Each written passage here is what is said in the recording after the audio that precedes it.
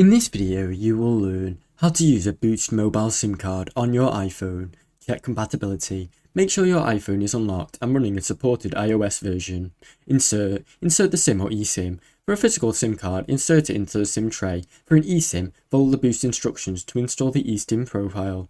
Install the carrier settings. Accept any prompt to update the carrier settings after inserting the SIM or activating the eSIM.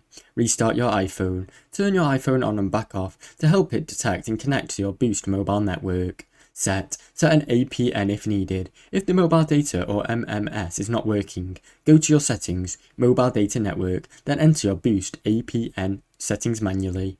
Confirm setting activation. Once you see Boost or Boost network or mobile near the signal bar, your iPhone is ready for calls, text and data. Now you know how to use the Boost mobile SIM card on an iPhone. Thanks for watching. Don't forget to like and subscribe.